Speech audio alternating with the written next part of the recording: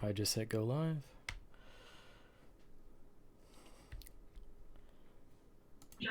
All right, we're finally live.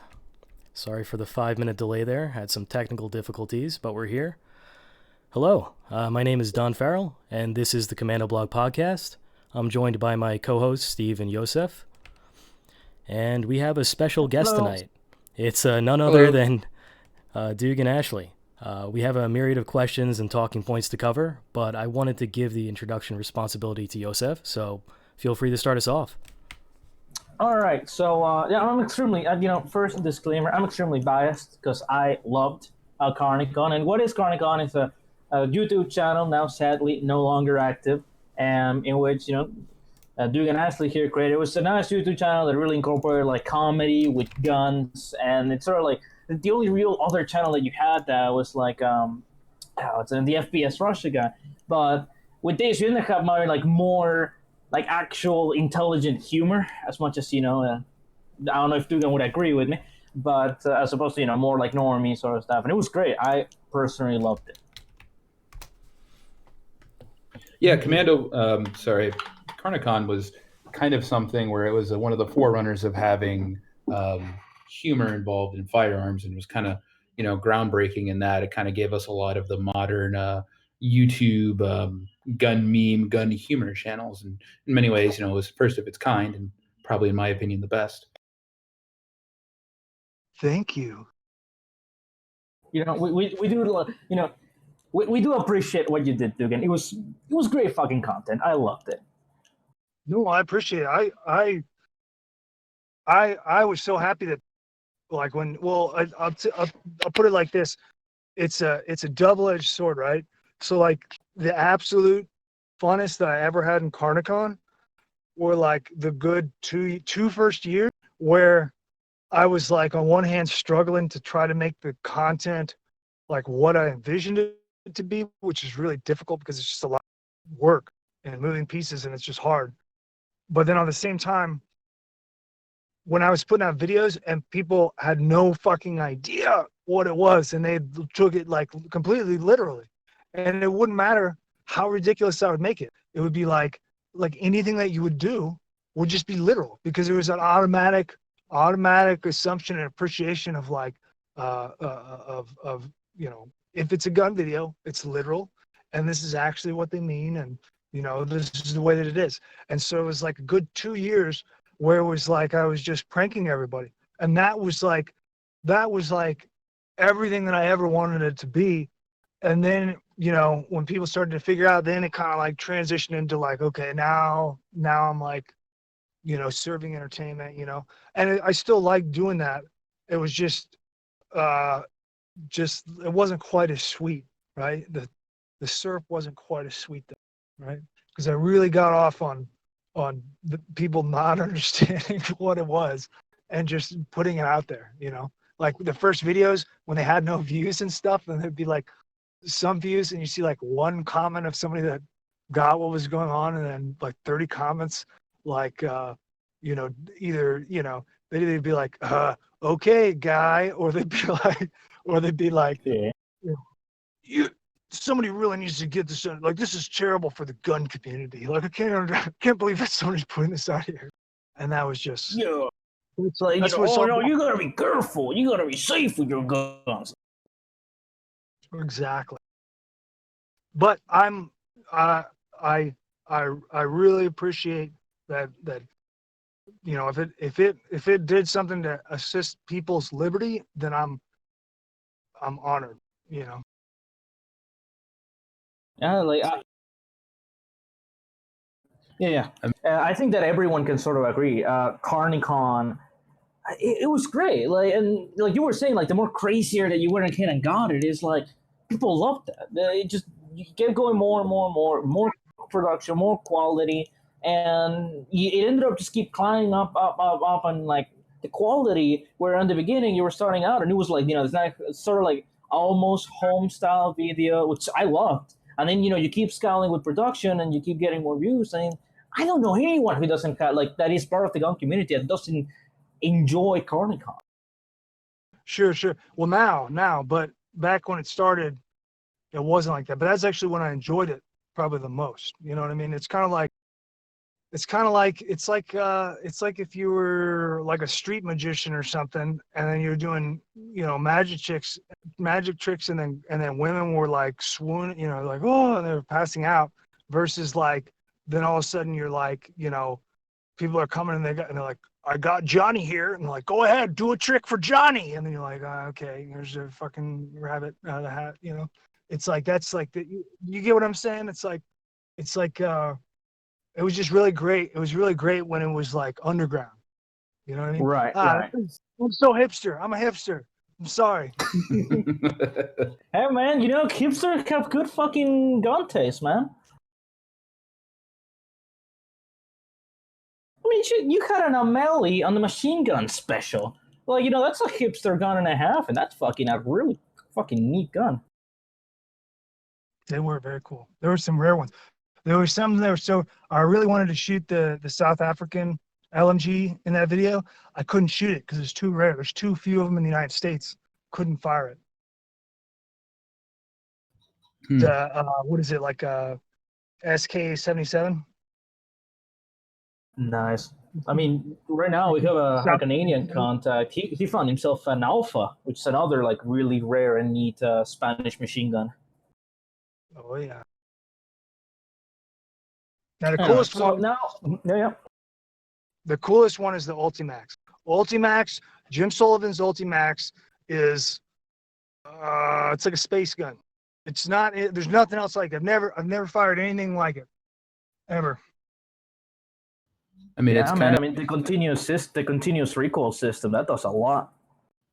I mean, I very strongly feel, at least in the West, that recoil abatement, like with balanced recoil and constant recoil, stuff the Russians have played with, but outside of Jim Sullivan, I don't think anyone has really worked on that. And I'm actually kind of surprised in competitive circles we don't see more of those kind of guns start to pop up. Well, now there is one, but it's not public circulation. It would be like the current production. The Knights LNG is based off of the Stoner gun, and Stoner was with. It uses like a sister design of that constant recoil system, and it's just it's in between. It's like it's more refined than like a saw, where it's just like wham bam, thank you ma'am, and then the Ultimax, where it's like, wow, this is the sweetest Singer sewing machine I've ever sewn with. It's like right in the middle of those two things, and it's almost there. It's pretty good. I don't know. I know they were working on some other stuff that I don't like, some heavier caliber stuff, but I haven't seen any of that stuff. But the Knight LMG is pretty good, for something that's current production. And I think Ultimax. I think the current iteration of Ultimax is in production in Singapore. Really, I thought they stopped production. They could have. I could be wrong. It's not like I get the Singaporean, small arms news or anything, so I don't really know what the hell's going on over there. Man, that's great. I mean, all right. Well, I mean, we can go ahead and sort of jump into some other topics. I mean, it's something that I'm sure everyone really wants to go ahead and like sort of hear about, which is on the part of like the boot back. I'm sorry, I know I pronounced that horribly. I'm sorry, I'm Polish, but back in with the Yankee Bogle. So can you tell us about the Yankee Bogle? Like, what is the Yankee Bogle? Oh yeah, okay. And also absolutely. not just the Yankee Bogle, but I think, which is almost more important, what is like the philosophy and like the mindset behind the Yankee Bogle, more than just the Yankee Bogle as a physical object as well. Sure. Okay. So let's start off with the object. So Yankee Bogle is a device that was made. I didn't make it. Okay. I got to put credit where it's due, but I can't say who it is because I don't think they want me to say who they are. But it was a device that was made probably in like 2016 or so.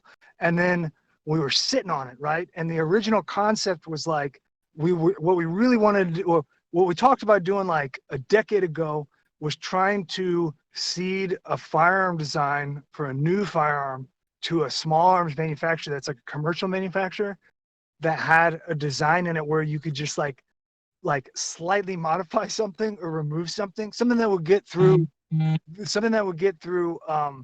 uh, uh, the what the hell do they call it? Like FTISB over at ATF, where they do the technology branch, something that would like get pushed through that and they'd be like, yep, good to go.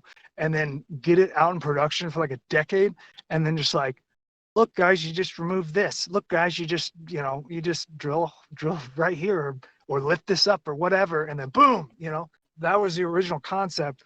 But then it just, I mean, you can imagine the difficulties inherent in that, not to mention the ethical, rockiness. So it's like, so then we went into, he made this thing and he was kind of sitting on it.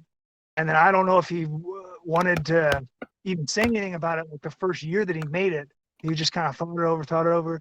And then he was like, hey, what do you think about this? He sent it to me. And I was like, oh yeah. And then so we had this thing like years ago, but it was just like something was just not the right time. And then what happened was, let's see, the Virginia is really what launched that. Like when Vegas happened, it was close, but it's just too morbid, like the association is too morbid. And we were like, yeah, like that's not going to work. I mean, post Vegas, I'm sorry. I didn't mean not like a celebration of Vegas, like an answer to the bump stock ban that followed Vegas, right? Because they started to push bump stock. Yeah. Everybody was freaked out because they, well, you can't even, when you get into technical definition, you're just talking about a trigger, right? So it's like the executive order of the bump stock ban is a ban on triggers. Now they're not pursuing that at this time, but that language is already there. It's like that's there. If they want to use it anytime they could, because there's already precedent. So it was almost time then. And then when Virginia came around, when ERPOs came around, it was like, okay, ERPOs are coming. They came to Connecticut. Then they, started to want to do an assault weapon ban that failed, right? Didn't the Virginia, it failed, right? Pretty sure it failed. So Virginia came around, and then that was like okay, this is it. Boom, like we got to put this out. And so Yankee Bogle is a 3D printed drop-in auto sear that is single component. It has no, you don't put anything together. You just print it as one.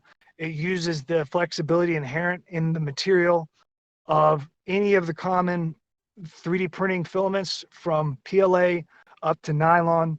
It drops into any standard trigger, standard M16 bolt carrier AR platform, and it will turn the weapon into safe and full automatic. You no longer have selectability of semi-automatic. It's just safe or full auto.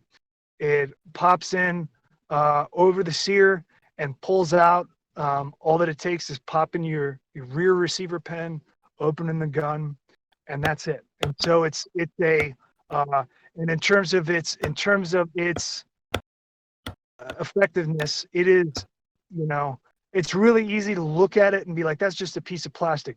But when we made these and tested them, like we're just dumping drums, you know what I mean? So it's like there is no, like I've never been in an engagement where I've shot more than like, honestly, I've never shot more than like, I think the most I've shot in an engagement is like 35 rounds tops, like out of a saw, and I just don't see, it's totally effective onto its purpose of what it's supposed to be in terms of disruption, and putting something that takes I think the print time on like a Tronxy, like a very cheap, bottom tier consumer printer, you're looking at like a 7-minute print time. You're looking at a couple of cents in terms of material costs, if that. It's a very quick thing to manufacture and drop in, and it really drives a spike right down into the effectiveness of gun control. And that's the entire point. The point really isn't for people to break the law or put it in their gun or manufacture one lawfully under an 0702, although they could do that.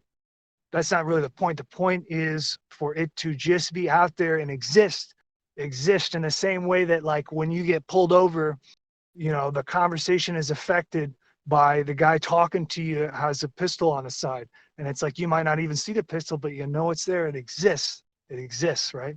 And so that is the same impact on the dialogue of the destruction of the United States and the destruction of individuals' rights, and what the identity of the United States is in a citizenry that has a power and a power that's real, that has teeth, not just like on paper or some little,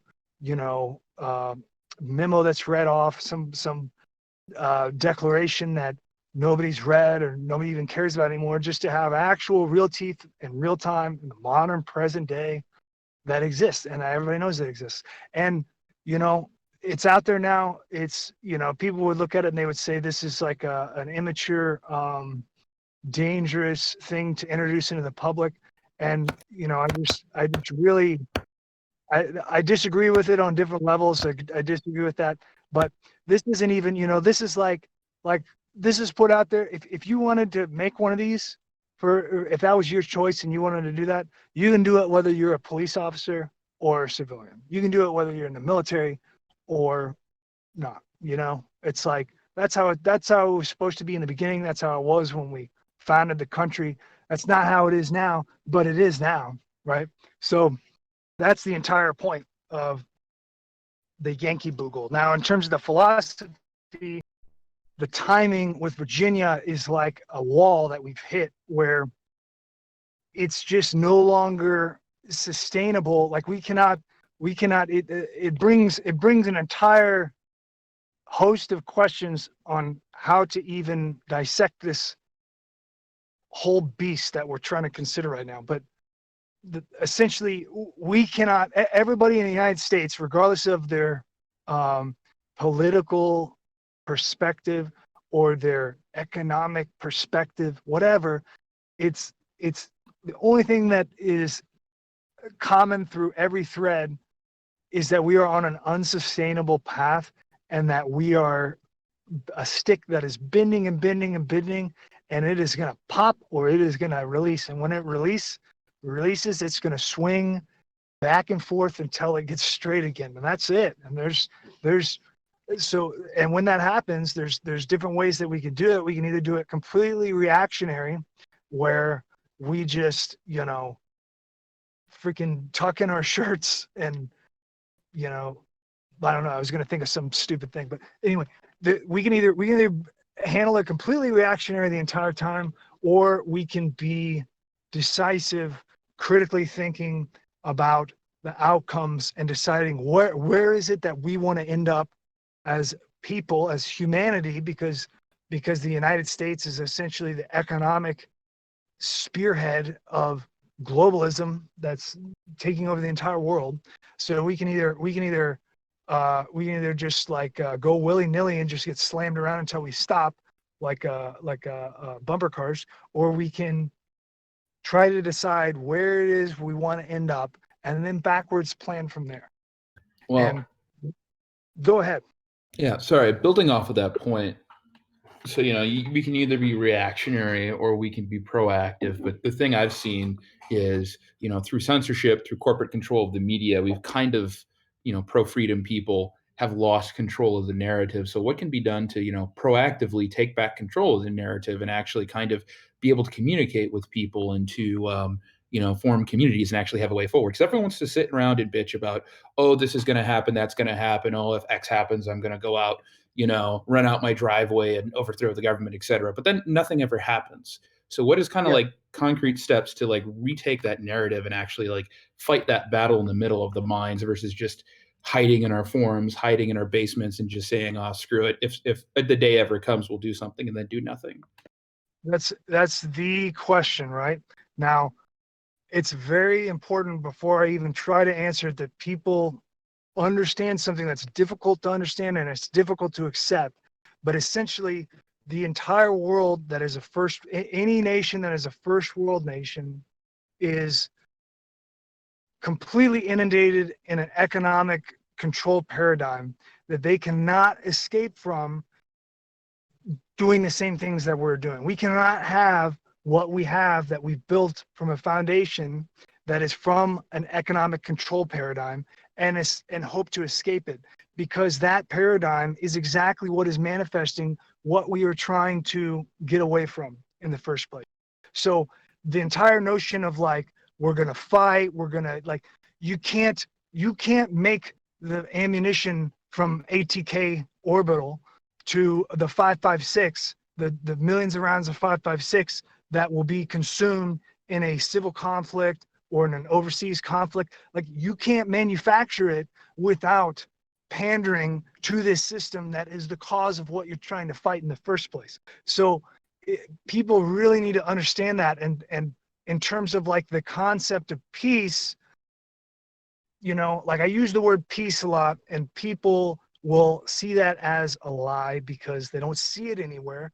And that's really sad, because that's unfortunately that's a reality. But you have to understand that all change in history, in modern history, in the past 100 years, but even ancient history, all change of governments, destabilization and loss of governments, huge mass death of citizens of different countries when they're engaged against wars with other countries.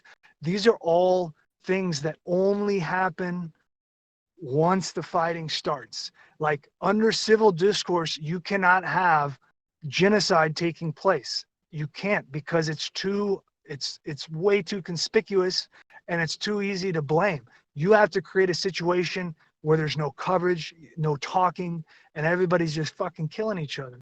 And that's it. And then it's like people think that they're going to fight with, I mean, now I know how many rounds I have. I'm sure that a lot of people have a lot of rounds saved up, but you got to understand that, like, you know, if we're talking about the concept of like a civil war in the United States, like, you're talking trillions of rounds, you know, like, you're not just talking like what's in your house. You're not just the amount of material that would go into it, the amount, and fuel and vehicles and radios and like all this shit has to be manufactured.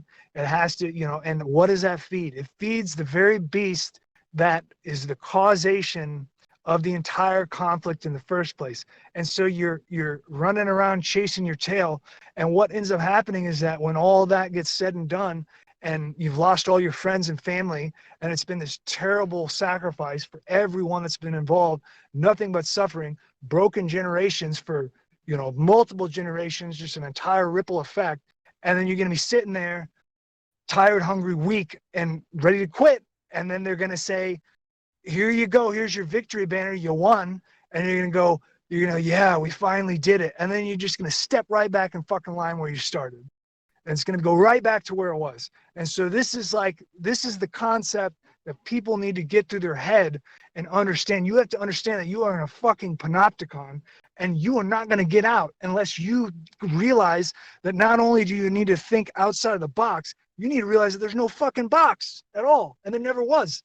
And you need to realize that the entire substrate of this beast that is overcoming the world and consuming it and destroying people's lives is us. It is us. It is our participation and our willing participation to feed it over and over again that causes it and will continue to manifest it. And so any solution is going to be realizing that we're in this box, but we don't have to be, and then pulling back and saying, why, it's like reverse planning. You go, why am I not free? Well, I'm not free because I can't really own my house because I have to pay property tax.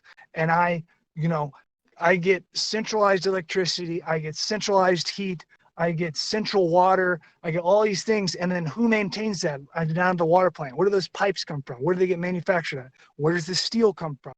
It all goes back to the same thing. And so the future of any kind of autonomous and free people is going to involve people reproducing all of the things that they need, that they consume and use. They need to reproduce those things from the ground up, separate from the system of finance. That's it. And that's the only way out of this. There is no other way. Like, you can head scratch and twist and turn and go in curly cues all you want.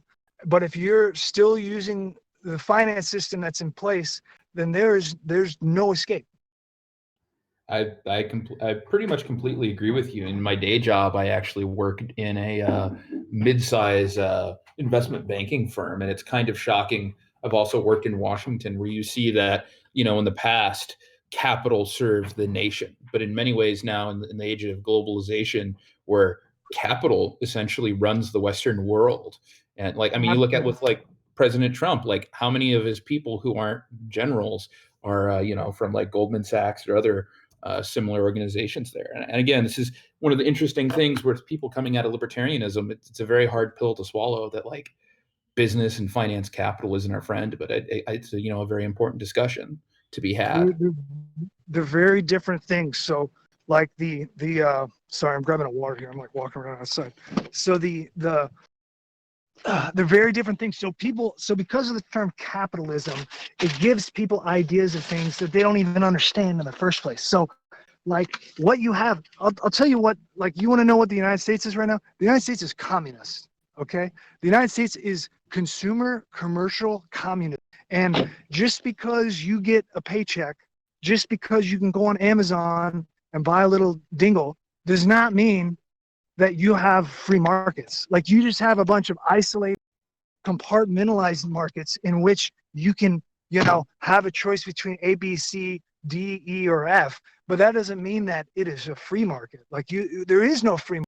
You can't even fucking buy anything without using PayPal or fucking Square or Chase Bank or Bank of America or Visa or MasterCard. Like you have total control of finance. Cash is being done away with. Like you're not going to even be able to buy anything eventually without using that stuff. And so it's which is by the way unconstitutional in the first place, and it also puts us in a precarious situation with debt because our debt is completely linked to China, and they're our primary debt holder, and it's not payable. So we can't pay it. We're not going to pay it. It's never going to be paid. And so, you got to kind of like look at the long game here. It's pretty clear that there's going to be a big war with China, and that China is going to essentially absorb that liability of the debt, and then they're going to take whatever they can get through force.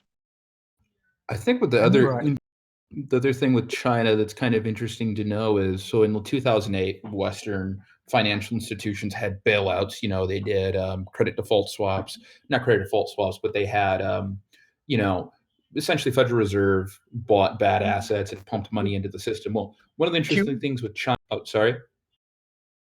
QE.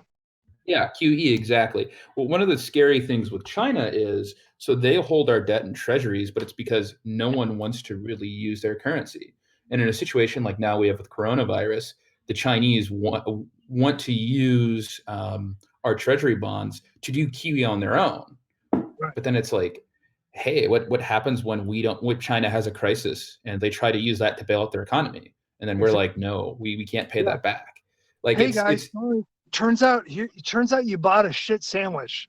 Oh, by the way, please don't come kill us. You know what I mean? Please don't reorganize your entire society to be anti-American and kill us in a multi-generational boiling Cold War that's starting. Yeah. Right? Like the entire thing, that's what I'm saying. It's a hot potato. It's a musical chair game. And all of that debt didn't go to China. I mean, they're holding the debt. All that debt went to the people that make money that don't work. You know what I mean? So that's where it really went. And where it came from was everybody who does work and makes labor and makes real things happen with their hand. They took, a good portion of your energy, and you got funny money, And then if you're lucky, if you're at the top of the stack, then you got to spend your funny money and buy a lot more shit than whoever's going to be on the bottom of the stack when this whole thing's said and done.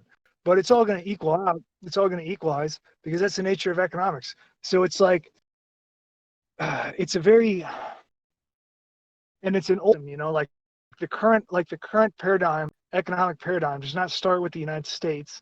it starts, you know, like what we have in the United States came from Britain, and Britain's came from, you know, all of Europe, and then from Asia, like the relationship between Europe and Asia. And it's a multi-thousand year continuous economic system. So it's like, and now it's expanded into this huge beast that's like the major front for it is the dollar. But you know, before the dollar was around, it was still the same, you know, not the same units, but the same energy, like the same exchange of energy and harvesting of energy. It's the same continuous system, you know, because there were different periods in history where there were cutoffs, and you know, a certain system had to stop and restart, and et cetera, et cetera. The one that we're on is like the big one. I think the other thing to consider was in the past, up until, you know, the First World War, most currencies in the world were essentially gold or silver. So even if, like, say, you went to Russia, to China, to the United States, you just convert your currency into gold and back. But I think one of the big issues at hand is now we don't have a gold-backed currency. So you have constant inflation. You have constant, you know, dollars being pumped into the system. So like you said, if you're someone who owns property, or you're someone who owns stock, owns a corporation, you know, you get appreciation on your assets from that inflation. But if you're someone who's working every day, like you are having money taken out of your pocket, like for instance, just to make this a little more real to people, is they want to have a $15 minimum wage now, but in 1964, the value of, I think it was about $1 an hour minimum wage, and the silver in the quarters to make $1 in 1964 was about $16, $17 in today's money. So it just kind of goes to show you how inflation has been extracting value from the working people, from people who don't own assets, but actually labor. So again, you know, very, very, very good point you made there. And it doesn't stop with the United States in particular. Like now, the entire point, like people believe erroneously, because they're sold this lie that globalism is about getting you the shit that you really want for a cheaper price. That's not what globalism is descending and extending the entire economic chain, so that when that game of musical chairs comes around and the music stops, the entire circle is even bigger. That is the only purpose of globalism. Everything else is just supplementary and secondary byproducts of that effect that are held up like a sales sign of like, look how good it is. Like, look at all the shit you get. It's the entire point is to create the situation that exactly the situation that's happening. I mean, well, the point is just to steal more money, but the byproduct of that is exactly what's happening right now, where we're seeing like a Thucydic conflict, you know, developing between the United States and China, necessitated by the economic situation of them basically doing a shitload of real labor that has real value, and then us just, you know, selling them our bonds, and then them buying bonds and then not being able to do anything with them, and then their catharsis that we fucked them. But it's not really us that fucked them. It's the fucking international money system is what fucked them. It's not us. But international money system isn't going to be the one that pays the bill in its physical, real form. It's going to be us. We're going to be the ones that do it. And it may not even be completely China. It'll probably be other nations, because the media has really done a lot of work to make the United States painted as the bad guy, to make us be the bully, and to have us launch wars in the Middle East so we can stack up a big ass bill that looks a lot like Nazi Germany. Yeah. Oh, I wanted to add one thing that you said previous, but you know, I didn't want to cut because it's like an excellent train of thought. And it's and that's what you said on a tweet. There's not 1,000, you know, ARs in Virginia. There was 1,000 unregistered machine guns, paperless unregistered machine guns in Virginia, thanks to the Yankee Bogle. And that sends a fucking message. That resonated with me a lot. Sure. Yeah, I know, and it's true. I mean, it's true now. Now, it's not necessarily even true because of the Yankee Bogle. You know, like there's other devices that were already there. People already have machine guns. You know, there's like 07s that make machine guns off the books. You know, I mean. Yeah, for sure. But the Yankee Bogle is just like a project to put that out there as like a necessary catharsis that you have to confront. You know, no matter which side you're on, you know, if you're on like the regulatory side or the consumer side, it's like now you all know that it's out there and you can't say it's not there. Yep, I agree. You know, and with this, I think this is a really good time to go ahead and move into a different topic called the Wildcore. Yeah, I think that's an interesting topic. I have another thought with that, but continue. I was just, Dugan, what can you tell us about the Wildcore, or like people who may not follow you on Twitter, who may not be aware of what that is? Okay. Yes. Thank you for asking this. Okay. So the Wildcore is a 501c3 that is starting right now. They're very close to being chartered. Now, because it's such a strange thing, I'm almost like on the peripheral of it. So I've put myself in a position where I'm not going to inure any kind of economic benefit from it. I'm just going to be a cheerleader, right? So this is like a completely volunteer effort. It's being chartered in Montana currently. It's got people from Canada. Like we have one. There's a guy from Canada. There's a guy from Montana. There's somebody in Germany that wanted to replicate it already. But it's essentially it's a nonprofit, and the entire function of it, in a nutshell, is to acquire land that is outside of cities, and then to completely take like a piece of desolate land and then turn it into a forest, but not just any forest. It's a forest that's completely stocked with fruit trees, nut trees, perennials, water as in a lake that's aerated so that it can maintain fish with natural gravity federation through trump pumps, cheap stuff that doesn't require maintenance. And these things are going to sustain food and essentially like natural habitation for both people if they want to and wildlife. And then on the perimeter of it, we're going to put in hedgerows for both for both like a perimeter that's like a physical barrier with openings, and for wind erosion to eliminate wind erosion. And so it's just not just like open fields of trees that are visible. And these will be massive forests. We want to put them outside of cities that are within it'll depend on what's available, but we want them to be within commutable distance by foot. Like maybe some of them are kind of longer. Maybe you got to walk 5 miles to get there if you were going to walk, but you could do it. And so once they get established, because it's all stuff that lasts, like the fruit, the like nut trees and certain types of fruit trees will last 200 years. Some of them are a little shorter duration, some of them are 30 years, but the entire goal is to saturate these places so completely that they completely they can't really be killed off, and to do it in an intelligent way with intelligent engineering and planning of the stuff. And then our goal is to make, right now we're starting with the first prototype in Montana. I'm really excited for them to be close to getting ready to launch. They have to get legally finished first before they can launch. But once they do, we're going to take that prototype, we're going to put it into an easy package. Now, the entire purpose, there's not let me speak for a moment on why this is a 501c3. Essentially, in the United States or most places in the world, there is no inch of land that exists without, having some kind of legal or economic, a specified domain of what type of land it is. And so we have to work within the system to find a way to create this, because everything is profit driven.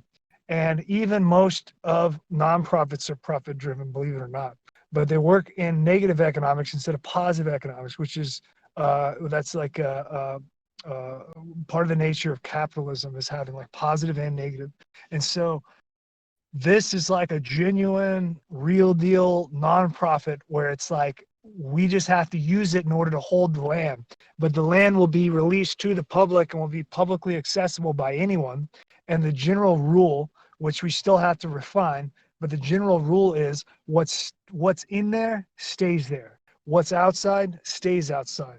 So what that means is you can't go in there and build like, your king fort and then, like shoot at intruders and stuff to try to go over there. It's not like that. It's like you go in, you stay as long as you want. If you want to go camp for a week, you don't even have to bring food if you don't want to. You can go in there and just pick food off the trees. You can, and depending on the environment, everything will have we're going to try to stick with whatever the growing zone is of wherever it is.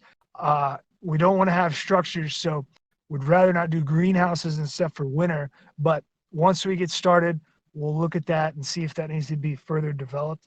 The great thing about the nonprofit entity, depending on who owns the land, essentially, especially as economic times get more stark, let's say that you're a wealthy landowner and you have some land that's not doing anything, you can actually, through the nonprofit structure, you can, depending on your AGI, you can donate your property. And what will happen is you will not only make more than you would on a private sale, but you'll also skip capital gains tax that would normally be associated with the property. So you can earn up to 24% higher than what you would have in the first place. And the Treasury Department is who's picking up this check. Now it's limited by your AGI. And so, if you're like, if you have a very modest income and own land, it may not be as desirable to make a donation. But if you're a wealthy person, like a wealthy individual, for instance, that's a landowner, you're going to just make more money by donating some piece of land. You're going to make more money than if you would have sold it privately. And it's going to be instant if you, on your tax return, like however you fill it out, you're either going to get a direct deposit or you're going to get a check for the fair market value of your property without any capital gains tax at all. And so it's a great situation because the public gets a piece of land that's right outside of their city. It's going to be stocked with food. They're going to be able to use it like a national forest, but it won't have any patrol or any of the regulatory stuff that's associated with like a national forest. It'll just have very basic, simple rules of you go to it to seek refuge. So if you're in there for personal refuge purposes of eating and just hanging out and trying to escape, trying to find some place that's not the hellscape outside, then you're going to have a great time. And I want to add something that is, I think, pretty damn important as well, is you're selling this land and you're doing it to an actual good cause. Like you're doing it to something that is actually going to go for a good cause, which honestly, when you sell property and when you do all this, it's like most times it doesn't end up going to that nice a place. Right, exactly. And the great thing is what we're really excited about once they're established, like let's say that we get the prototype going in Montana and it's successful and we get a model that we can then replicate and drop into all the cities. We would definitely want to go to the big cities, especially places that have problems with things like homelessness or like wildfires. Like California would be a big one where we want to do this. Now, it's not like they're going to be homeless camps. The idea is that we would have so many of them that if a city had had a limited capacity for their homeless, it's like, I mean, they should be fixing that in the first place. But if they can't, it's like there's still people suffering. So the whole idea is that there will be so many of these places. If we went to some city and we ended up getting one of these things filled with homeless, it's like, well, then obviously we need to make another one. So then it's like we make another one. If that one fell up, we're like, well, we need to make more and more and more. And we just keep on replicating and replicating. And the idea is that you would be able to go into these things as someone that lives here in the United States. You'd be able to go into them and enjoy them and understand as soon as you go in there that it's not like anything that you've ever seen, because it's not just like a bunch of like a nature that you can't necessarily interact with. It's like a sustaining and nourishing food source that's like a backup to your backup, and it's something that when you look at it, it really makes you wonder. You're like, why don't we already have this? Like, why isn't this an initiative of just a good idea of charity or government in the first place? Because it seems pretty intuitive once you start considering it. but yeah, that's the basic idea of it. And it's anybody that would donate land to it, I think is going to be especially if you're in the right financial situation with your AGI, really going to benefit. So it's like you win and then the public wins, and then we're just going to give them away to the public. And once they get established, once we get precedent of use, we're talking about like planting walnut trees, pecan trees, like all this stuff, like a ton of huge trees that will be so hard, not alone it'll be hard to cut them down, but just the nature of a nonprofit. Like let's say that our nonprofit defaults for some reason in the future, like decades in the future, if we go away, it doesn't go away because legally, automatically in the legal structure of a nonprofit goes to the next most applicable nonprofit. And then you have a precedent of public use. And so the idea of this is to spread these things so far and wide with so much public use. And once the public uses them, they'll understand the significance and the goodness of them. And then they'll demand that they have them, right? They'll demand for them to not go away because they'll be so useful to them, And that's kind of the idea of it, to make a permanent change in our availability of things that are a backup. Like if the food supply stops, if we go through a difficult economic crash, whatever, it's like maybe you lost everything, maybe you lost your pants and your house and your dog, but it's like you're going to be able to go walk over there and pick some fruit and some nuts and like survive without having any money. And it's going to be beautiful too. Yeah, I agree. Like at the end of the day, it's gonna go ahead and ensure that these people can go ahead and live through it.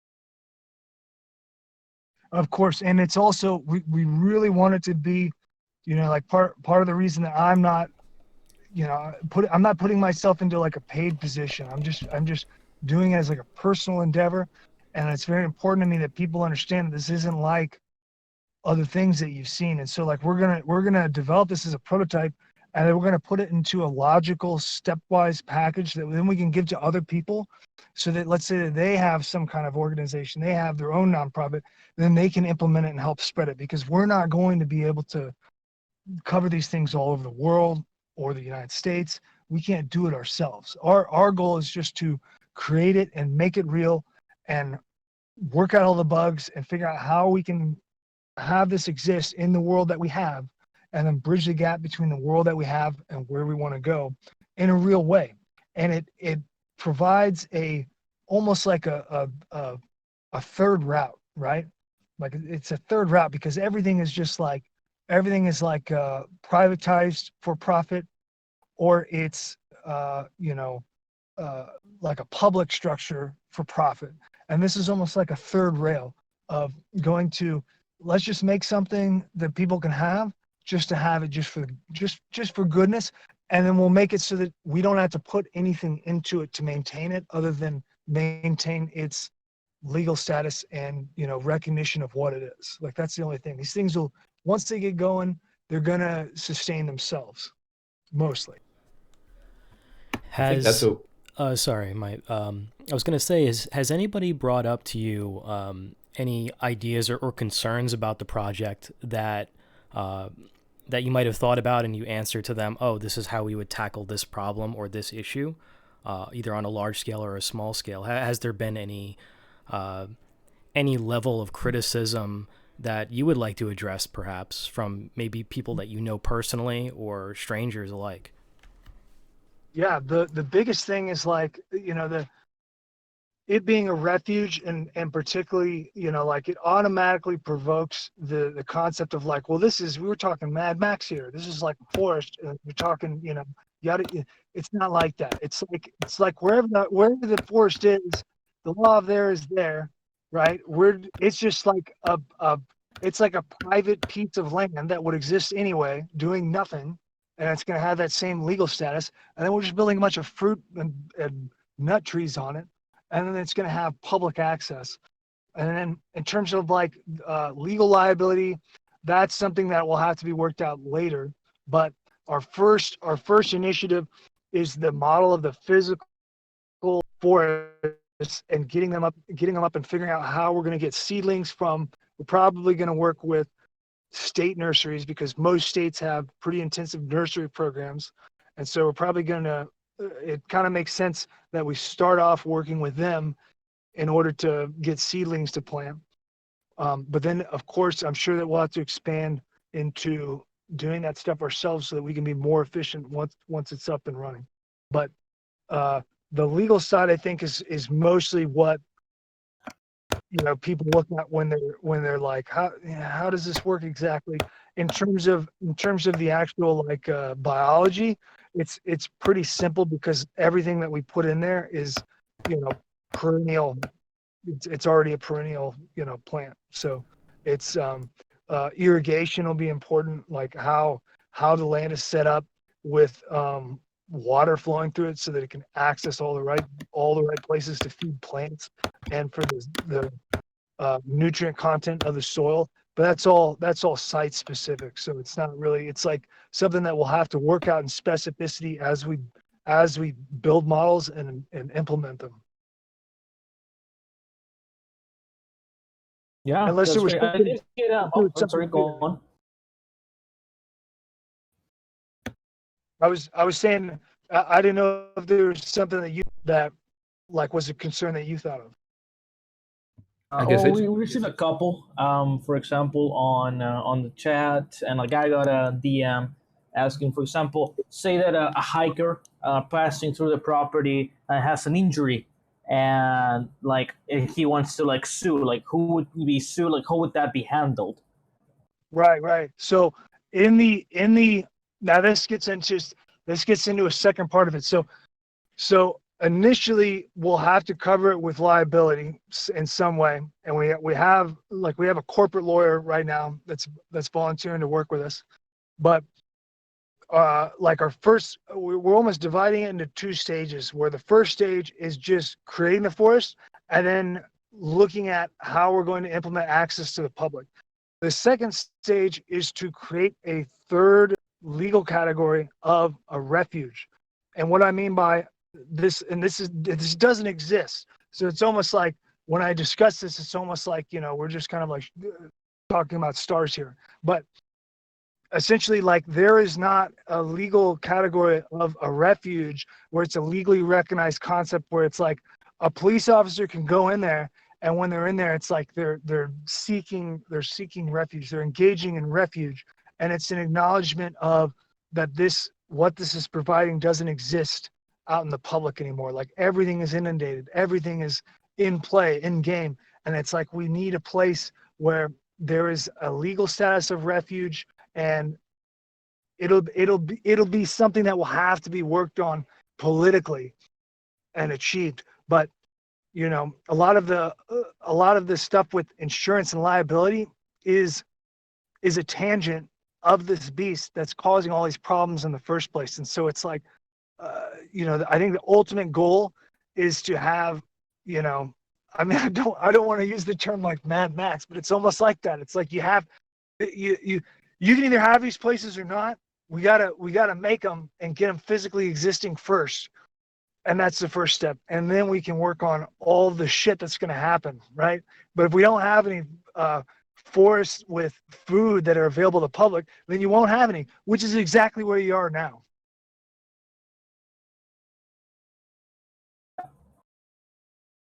I don't know if that was an answer. I think that was a pretty good answer. All right, is there anyone else that, Low Speed or Don, that you want to go ahead and ask?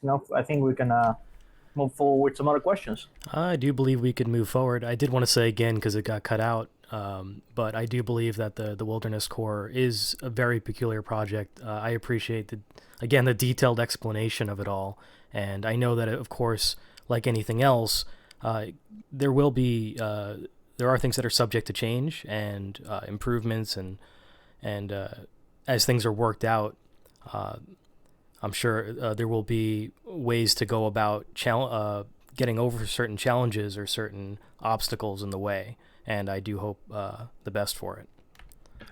One other thing to mention to those on the stream, in the description text, we actually have a link to the Wilderness Core.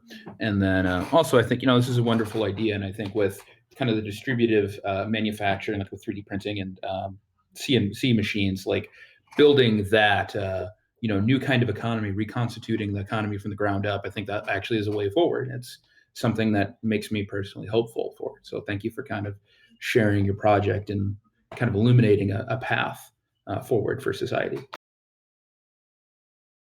Yeah, it's a very like the current path we're on, it doesn't have any escape. It also doesn't have any mercy. And what I mean by that is that,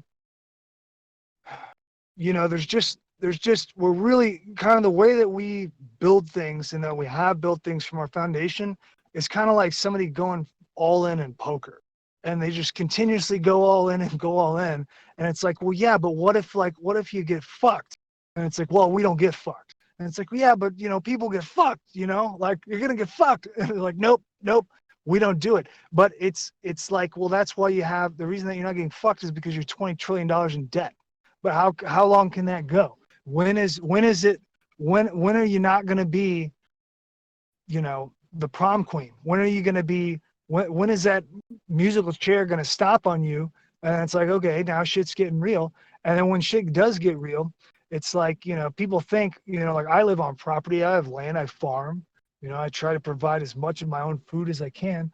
I have no doubt that if things went to pure shit, all these people that are in the cities right outside of here are going to come right to me because their cities aren't going to provide what they need. And so they're just going to spill out and then they're going to come over here. Well, I'd rather have them go into the forest and eat all they want.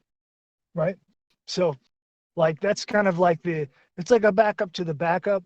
And it's besides the worst case that may or may not happen, we could argue about that forever. It's like, isn't this really just kind of an intuitive, natural thing that should already exist in the first place? Like, aren't we good enough people to where we can just make a piece of land with some food that people can go enjoy for free? So there's something in this world that you don't have to pay for and, have some kind of argument over how much something costs or, is it worth it or not? Or like, my time's worth more. Can't we just have something good where it's just something simple where you can just go pick a freaking apple or a peach? Like, is that too much to ask for? It's already like, we already have it here. We're stripping it away from the world to where it doesn't exist, except for, totally homogenized mono strains of stuff. And we're losing entire genealogies of heirloom strains of food and vegetables. It's like, can't we just make something for people and just give it to them just for good? Just do something good, like, is that too much? Right. Yeah, I think it's a great thing. I'm thinking right now, like if people on the chat would like to go ahead and ask a couple questions about the Wilderness Corps. And by the way, if there's anything else that you feel like you should add, Dugan, please feel free. Yeah, you fire away. You won't even offend me. You can't offend me. Send them. Powerful. All right. Well, I did see a couple complaints about Cinco, for example, if this was really close to cities, how they think that people would just like trample over it, how they would go ahead and like, just destroy it, in trying to like get a hold of like all the fruit and all that. They would just end up like causing a mess out of the actual place. They sure will. They're definitely going to try, right? Like, that's just in the nature of it. But the idea is that, it's twofold. So on one hand, you'd have all the people that use it trying to keep it. Like, the more interest they have in it, the more they can try to manage its perpetuity, right? In terms of it providing the food. In terms of people coming in and abusing it, the real idea is like, you would take, like in the analysis, let's say that you took a city, let's say you took like Houston, and you're like, okay, Houston has X number of people, and then you take like average calorie consumption, and you say like, well, how many of this is that, and this, and what growing zone is it? And then you would take an entire list of perennial fruit, nut trees, and plants, And then you'd say like, okay, how close can we get to the calorie intake of this entire place, you know, in terms of like the numbers of trees? And then you go, okay, this tree has like a 16-foot radius in terms of its root boundary and effective root boundary. And you go, okay, what's the square footage of the piece of land that we have here that's been donated, that's this legally designated property as the forest? And you'd say, well, we are only covering 1/20th of Houston. Well, then it would be like, okay, obviously if you're doing 1/20th, now it's like all the shitheads are going to go in there and ruin it, right? Well, it's like you got to keep on expanding and doing different plots. So the cool thing about it is that because it's outside of the city, and most of the cities, unless they're like bounded by water or something like that, most of the cities, as like the further that you get out from the city, the cheaper the real estate becomes, and the more incentivized it is to donate it, because a prospective seller is going to be sitting on a piece of land. They're like, well, shit, this isn't in Houston proper, so like nobody wants to buy this because nobody wants to drive that far to get to work. Well, great, give it to us. We'll turn it into a freaking forest of food and nuts, you know? And then we put it out there and we just keep on expanding it. And then once you get enough of them, right? Like if there's only one, then it can be abused really easily. If you have so many of them that it's like if they went and abused it, it's like really, like they're not going to be able to put a dent into it, because we're talking like huge massive plots of trees, you know, where it's like whatever they do, they're going to get tired within the first 100 meters of the depth of the forest, and we're going to go back like 1,000 meters, you know. So that's like the general idea of it. How realistic that is, I don't know. I might be a fool. All right. Let's see. Some more questions. Then we did get one, which it was. Let me go ahead and see if I can find it. Dugan, are you familiar with the Back to the Land movement from the 60s? I am not. All right. Well, sadly, neither am I. So it seems like a nice topic to go ahead and read about. I was born in 85. I grew up watching Predator. Nice. Yeah, I do have the Wikipedia article up, and I'm sure there might be some similarities. I know that there are similarities across some other projects out there. This one, of course, that we've been discussing for the past possibly half hour, does have quite a few differences from those of even adjacent organizations of ours, even within our like-minded community, those who want to build something outside of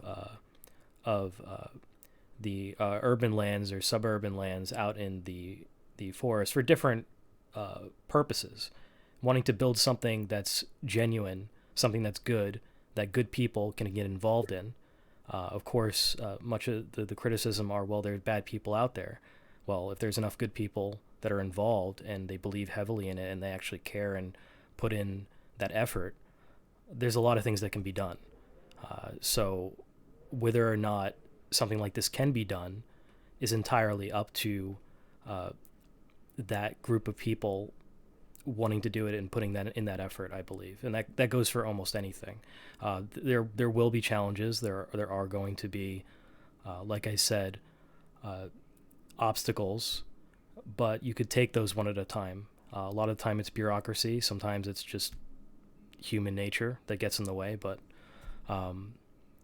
it is all very interesting.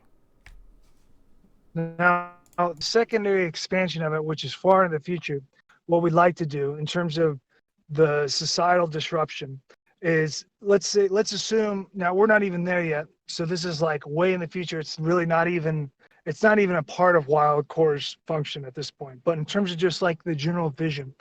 So if I could do anything in the world, it would be to make these forests, and they exist. And now the food exists, the water exists.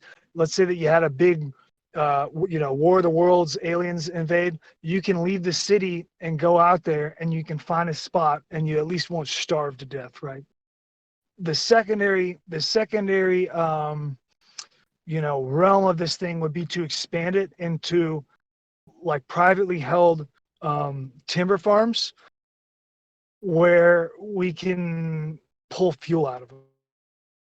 And specification of vehicles for driving, so that you can like go to them like a gas station.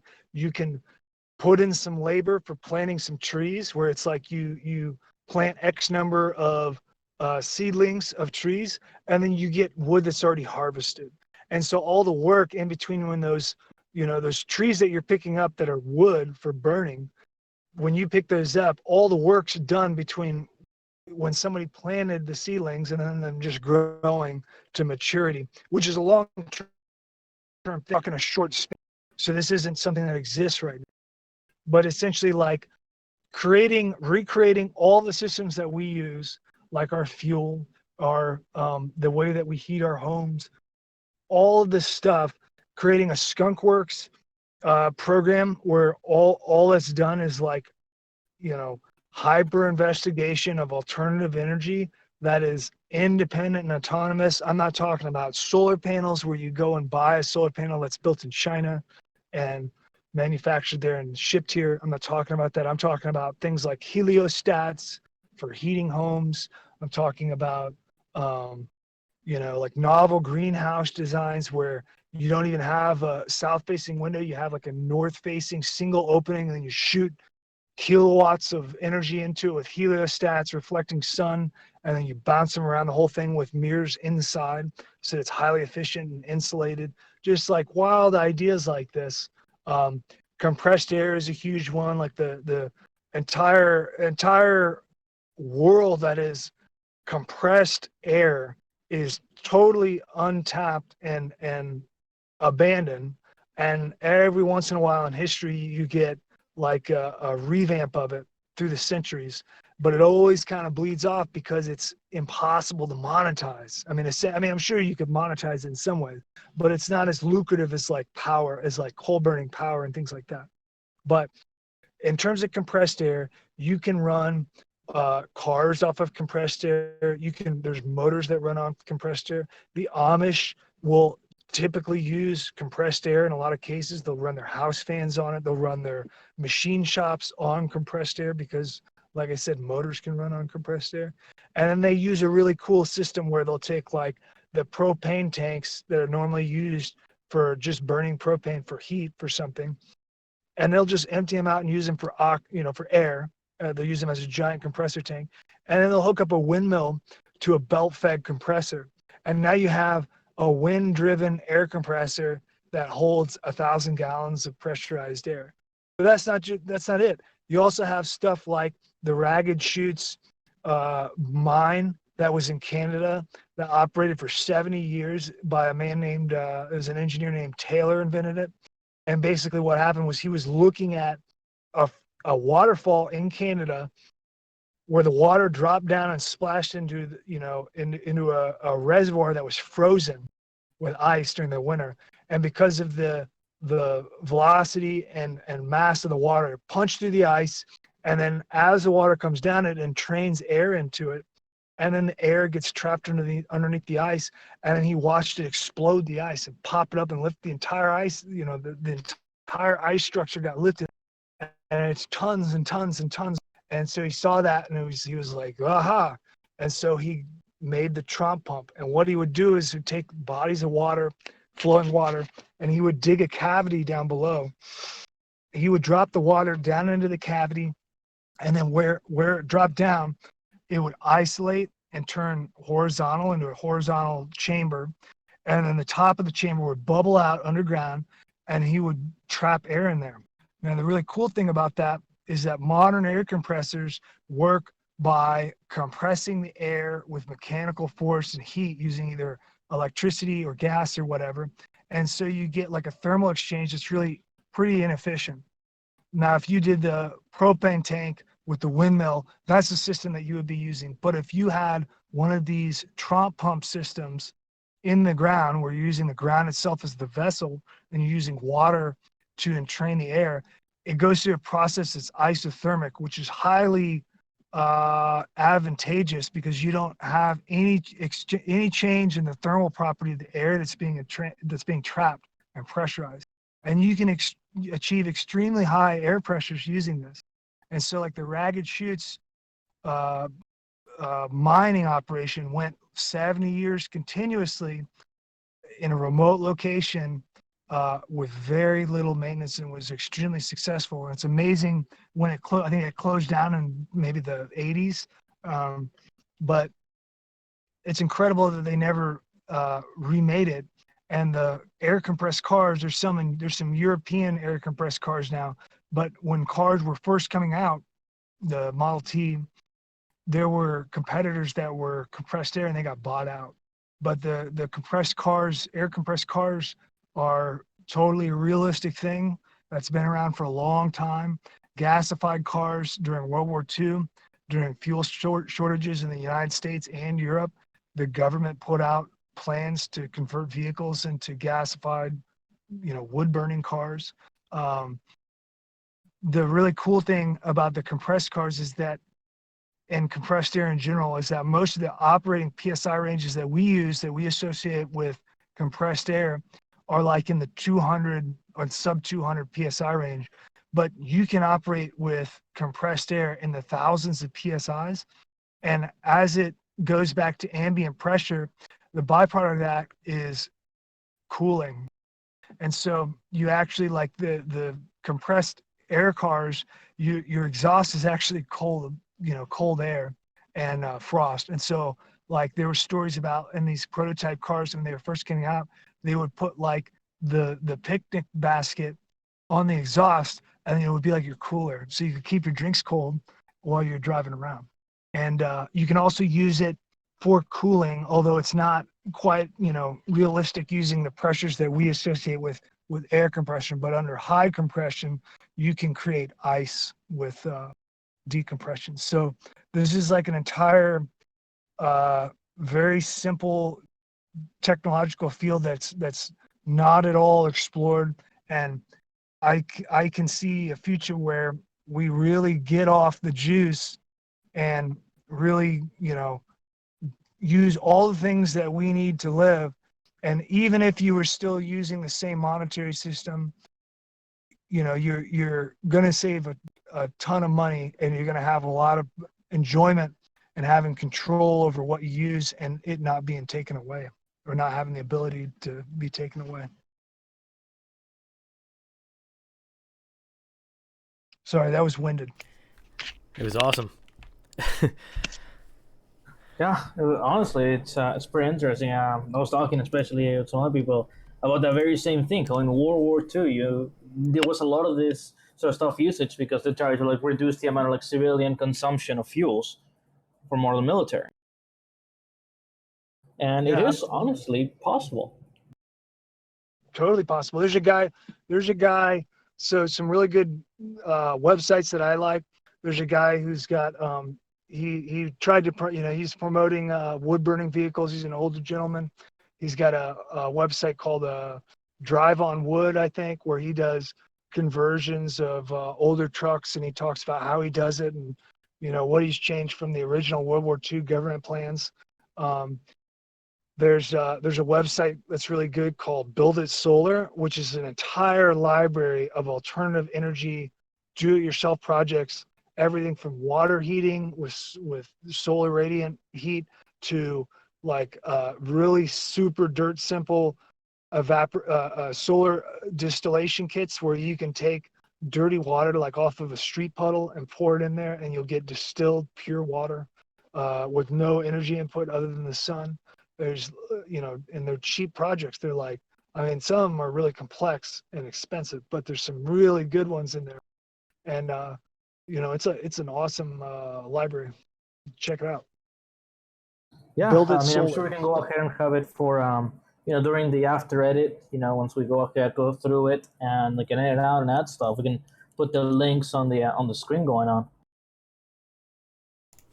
Absolutely. And, I wanted to say one extra just a little quick thing that I think you're going to really find really interesting, Dugan, is do you know Hiram Maxim, the man who invented the Maxim machine gun? Yeah.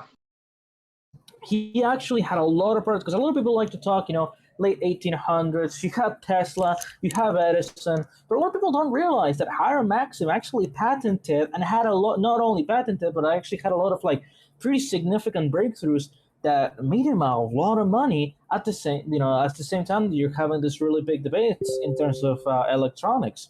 and among this, and and speak. So I think you're going to probably find that really interesting. And speaking of machine guns, I think we should probably try to like steer some of that, more like commando block part. The commando part of the commando block. Yeah, sure. We could segue over, no problem. Yeah, I think I actually saw a question regarding firearms that I've heard on multiple podcasts, coming from one of our Patreons and members, Chet. He mentioned, a lot of people seem to think firearms have plateaued in technology. Do you think this is true? What do you think the next big advancement in firearms technology would be? And then I guess something I would add on to it, if we have reached a plateau, what is like the bottleneck we have in developing firearms further, if there is a plateau? Yeah, I think that in terms of, there's almost like there's almost multiple domains that you have to consider that question. And one of, pour everything all in. What's that domain? Well, then you get into like electronics and hybridized systems like UAVs with like explosive UAVs and weaponized UAVs and robotics and things like that. So that's like kind of the common, future tech that you would see on the news when they're talking about like the threat of future warfare. Then you have another domain, which is like the individual weapon system. And I think that you can almost split that into two domains. You can have like the poor man, just like the individual, which would be like the Yankee Bogle or anything that was made DIY. And I could see that possibly going into like, depending on the future, obviously like right now, it wouldn't be realistic, other than like your basic small arms with bullets, but like under like World War situation, I could see like that expanding into all the other ordinances, DIY. Then on the other hand, you have like the commercial timeline of the rifle, like the AR-15. I think the AR does have a little bit of distance to go in terms of how it interfaces with the like what's put on it, like like an optic system, and like mounting. But I don't think that there's a lot to be done in terms of the system itself, because it's so efficient at what it does. It's like the heart of the weapon, I think, is kind of like already there. I think like M-LOK optics are the future of that path. It hasn't like nobody's done it yet, which is kind of like I'm scratching my head as to why not. But an M-LOK optic would basically, you would direct mount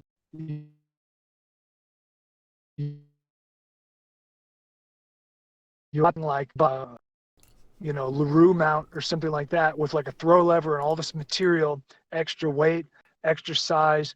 You would go into like a completely streamlined lockdown optic where it's like you just use those hex keys with a half turn and then release your optic and drop it in, against its lugs. And right now they don't use M-LOK for that.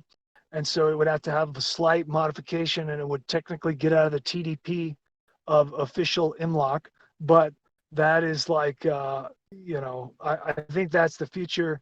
It's way more efficient and solid than Picatinny bolt-on, just by the nature of the interface with how the holes are shaped, or the slots, and the lug engagement and the bolt down, the nuts that M-LOK uses. And then I think you get into like the actual a separate domain, which would be like your actual future weapons. And unfortunately, like that's like, it's a really cool thing. It's also really scary. Like lasers are a big deal.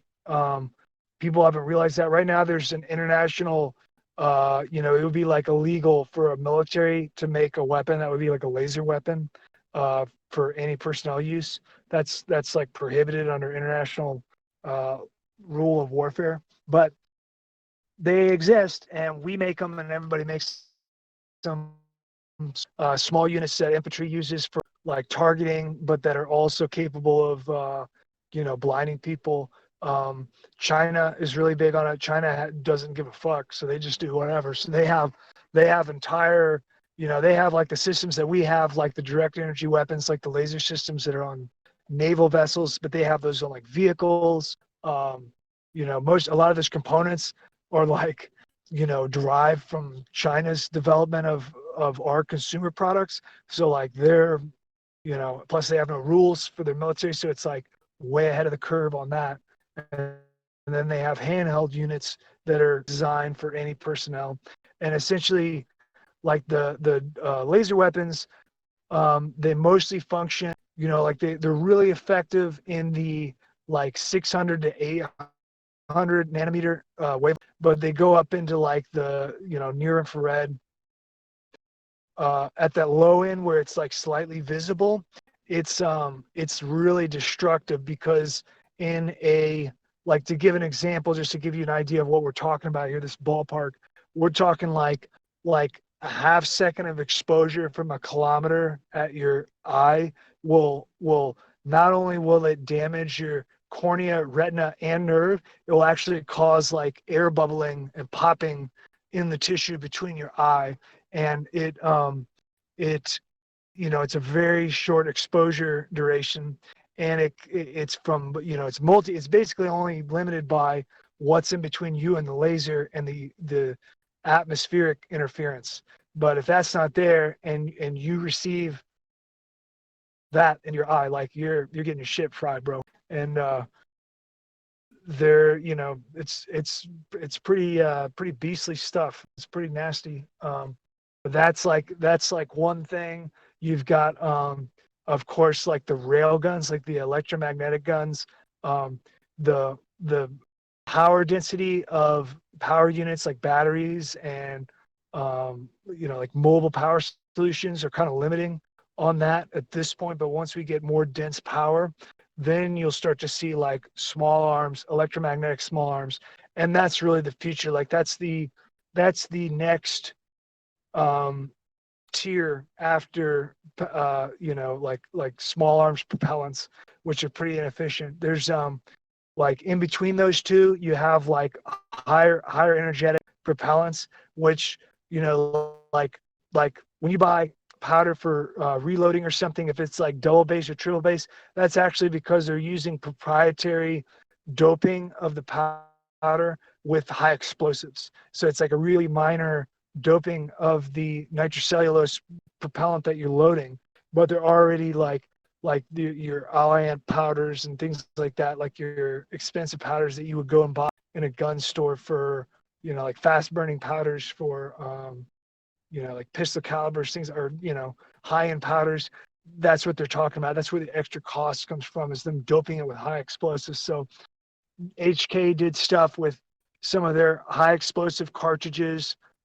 Stoner did really cool stuff before he died. Eugene Stoner, the designer of the M16, he has a range in Illinois that's like a super long, like I'm talking like a cannon range, like an aircraft weapon range, where they developed like cannons. And so he did, before he died, he worked on telescoping munitions, and then he started off in small arms, but then he progressed into like 30 millimeter cannons and things like that. And they use some interesting propellants. I think that probably like there's certainly some area for high explosives to be used as the propellants to like dramatically increase the velocity of projectiles, but you also get like the downside is like the barrel erosion increases, in parallel to that. So it's kind of like a trade-off. And I think before they would come up with something that was practical in that domain, I think you're going to see weapons like the electromagnetic stuff when they get better. Interesting. That telescope round with high explosives, that definitely seems like something that would be in tanks, would be a very logical, next space, where, especially with the smooth bore barrel, you would have less barrel erosion and you would be able to get a longer penetrator for a discarding sabot round. But I don't know. It's a little outside of small. I wanted to add one thing real quick about like the lasers. You're seeing this pop up more and more on protests around the world, especially in areas where they can't get firearms as easily, and or you're going ahead and saying, for example, in Chile, they're having a lot of protests, and they with high power lasers. They're aiming them at helicopter, making the pilot have to fly away because it's getting at a risk of like burning his eyes. And some people don't realize that with really high power lasers, just a quick little like soup, just like barely any time whatsoever, and you can become blind for the rest of your life. Oh, absolutely. Yeah. And it's really, it's like the implications of that are like, and this is the reason, the real reason that it's illegal for international warfare for like first world nations that heed to international law. The real reason, if you really like, if you want to be totally honest, the reason why isn't because they give a fuck about your eyes or like how bad you get hurt. The real reason is because when you get laser injury, you're talking like just to give an idea, like let's say that you're on a contemporary battlefield, so like Afghanistan, Iraq, or whatever. So you're gonna have like a platoon formation, like on a mountain or whatever, like overlooking something. Well, potentially, like you could have one guy with an infrared, non-detectable laser that you can't see with the human, and he could have it slaved to an optic to where he can like aim it accurately at long distance, and then he can just, if he can see the head, he can just like 5 seconds on each head, and then now every single person in that platoon is completely blind, like destroyed, like there's no surgery or nothing that's gonna fix that. And now they have to get rotated out, but then once they get rotated out, now it's like they got to be taken care of for the rest of their life. And so like the only time that this was seen before would have been like World War I with like phosgene gas, which immediately like the issue became like, oh wow, we didn't really think this one through, because of how many eye injuries they got of blindness, and now the person completely dependent on other people in the society to take care of them for the rest of their life until they die. And so it's like, especially, because you're talking about people that are already, they're already adult age when this happens. So it's like they weren't like born blind or something where they, could kind of like gradually get into it. It's just like they just got like the shit end of the learning curve, and then they're just like go back. And then the society has to pick it up. So it's like, all the people that person knows now have to, so there's like second and third order economic uh, uh, byproducts of that type of weaponry, where it's like you get permanent eye injuries and stuff. Like, and in terms of economics and international business and weapons manufacturers, it's like more desirable to just have something that just kills somebody, and not something that like permanently maims like a sense that's like a critical sense such as vision. And the lasers themselves, they a really quick exposure does extreme damage, and it has a very unique nature in that it's like you're shooting photons, so it's like you're shooting photons beyond the capacity that the tissue can handle, basically, and the nervous system can't handle it. It's too many photons, too high gain. And like it will go through optics. So like let's say that you're in a tank and you're looking through an optical periscope, or if you're in like you have a rifle sight or whatever, even though a periscope is indirect because you're using like reflection, well, laser doesn't care about that. So like it just bounces right through there and it'll fry you anyway. If you're looking through a scope, it'll just go right through the scope. It'll even potentially, depending on the optic triangle equation that's going on with the particular optic that you're using, it can even intensify the freaking laser that's being shot at you into your eye, and you're already indexed on the scope. So it's like anywhere that it hits on the objective lens of the scope gets redirected directly into your pupil. You know what I mean? So it's like it's a super devastating technology that isn't here now, but as things get more desperate and people realize the power of them, certainly become more ubiquitous nefariously in terms of like resistance against like a conventional power, But I think at some point the conventional powers will quit giving a shit too, and then you'll really get the games going. Right. Interesting. Yeah. Let's see what other questions are. It's a pretty basic podcast. Not podcast. A pretty basic. Let me get it pulled up here. There are no basic podcasts here. This is almost certainly no basic podcast, that's for sure. Well, big brain moments going on right here. We got another question here coming from another one of our people in the Discord. Is woodland camo still cool? And then also, what would be your favorite camo pattern? And then also, what would be your least favorite camo pattern? Well, my favorite is Mentas, which is like a prototype pattern, and it's essentially all triangles. But the Mentas, I was sleeping one day.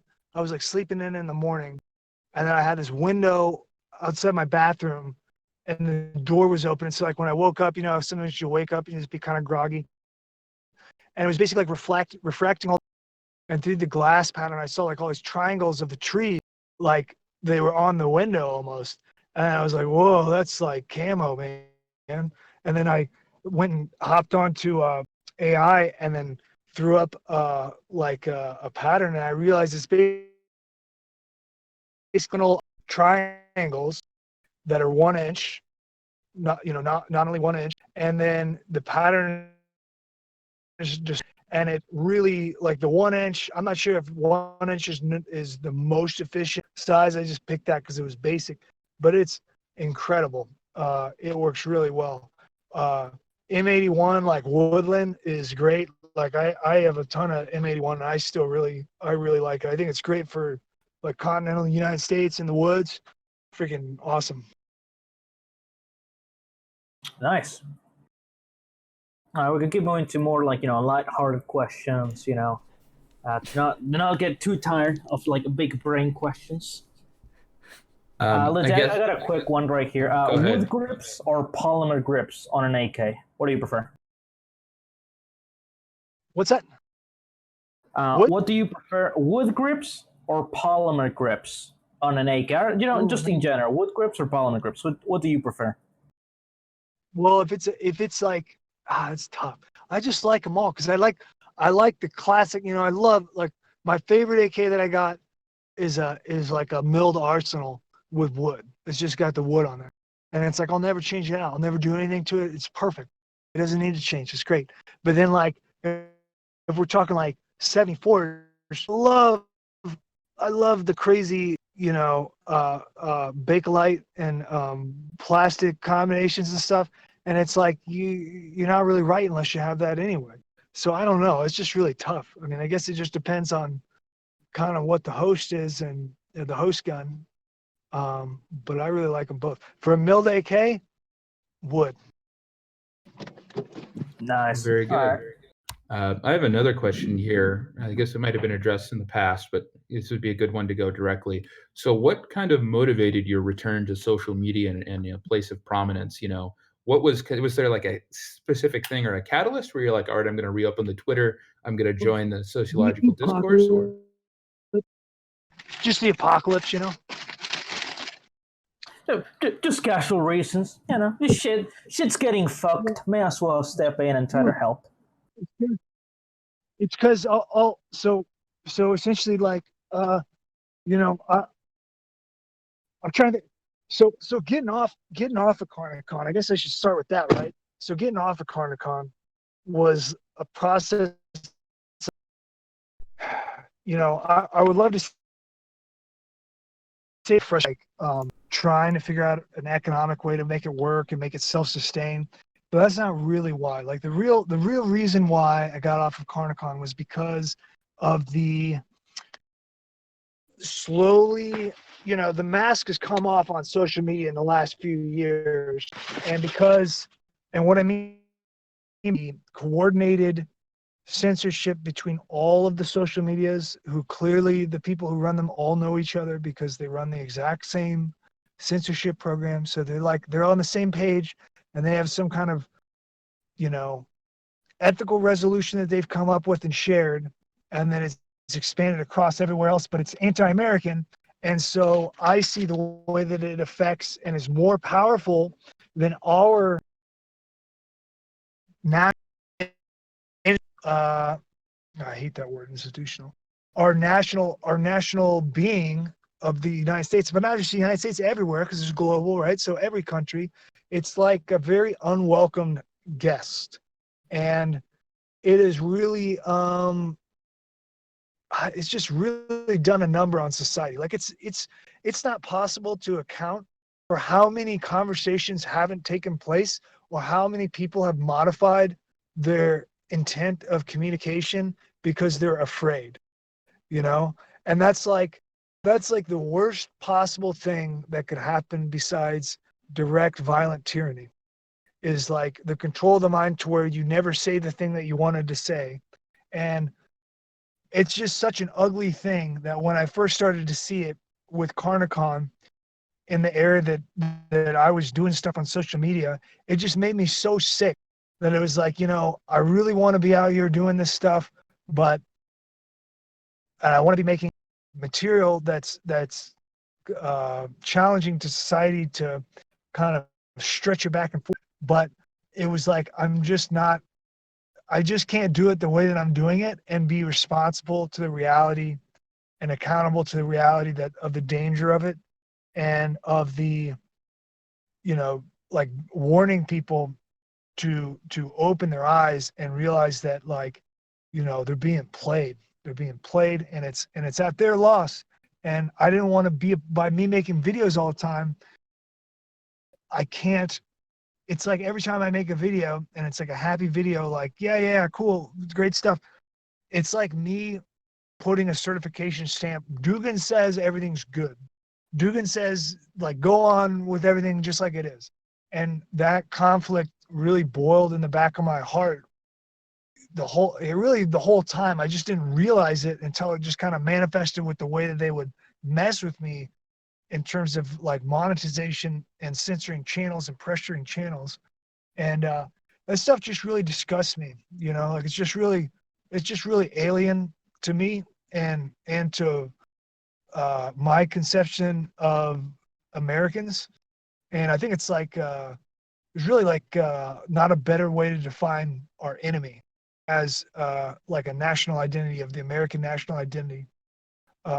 Our enemy isn't like Muslims or Nazis or you know, whatever else, any group that somebody wants to come up with. Our enemy is this like dark force that is like reaching into every family and every home and changing conversations and splitting families apart to where they're just like robots that can't communicate anything of any substance or reality, and that people can't reflect the reality of what's really going on in the world around them, because if they did, they would just get fired from their job. And it's like, that's just such a pathetic existence and such a counterpoint to who we're supposed to be. And I just couldn't put my stamp on that, you know? And so like my return to social media, I wouldn't even really call it that. It's just that like Twitter was the only account that I didn't delete because I forgot the password, so then I couldn't delete it. But then I figured out the password right when I was trying to go back on to post the Yankee Bogle video. And then I used that as the conduit for it. And then through that, I just kind of like had enough, you know, and it's just kind of like, I'm trying to find a way to where I'm trying to develop a way to where I can challenge the real issues that society is having through work, through like artistic expression. But simultaneously, when I was doing this stuff, you know, CarniK Con, and then stopped it, I also, it affected me so much because my life and my viewpoint completely changed through that process. And I saw the whole system as predatory, and it really ethically bothered me. And so I made a lot of steps in my own life to become more self-sufficient and independent. And in doing so, like, I make a lot less money. Like I make, you know, probably like 1/6 made in the past professionally, because I've just really changed my lifestyle, my consumption, and tried to become independent. So it's like I'm somewhat limited at the same time in what I could even do. I do want to do some things, especially with the Wildcore. I just want to find a way to challenge society to somehow take hold of this panopticon that we built up around us, and the abuse of the social media against people. And I don't know how to do that. I don't know what the right answer is. It's something that I'm trying to, munch on in real time. I don't have any guide or mentor or like book that was successful where I can look at it and go, this is the model. I see a bunch of failed models. I don't see something that's right on the money. So I'm just kind of chewing on it in real time, and that's kind of like what I'm doing with Twitter. I know one thing. I'm sick of keeping thoughts in my head. I'm just gonna say whatever the hell I feel like anytime. At least I can have that for now. Yeah, I wanted to go ahead and ask real quick some question that was brought up quite a few times. So, but I'm guessing the answer is gonna be no. So, for what I'm getting out of this, like it didn't feel right for you to make like super like high active, like high energy, enthusiastic videos, when in reality you knew inside of your like society is like it's getting fucked, and you're giving sort of the message that everything is fine. And right, so with right, that, right. I'm It's like asking, it's like all that. The more, oh, sorry. Go ahead. I was just gonna say, and so with that, so basically, it seems like at least the CarniK Con that we knew, the CarniK Con that was hyperactive, like let's go, let's, it's sadly not coming back, right? Or am I wrong? I have no idea. I just it's like at this point, it's like it's not going to be. There's definitely not going to be a commercial.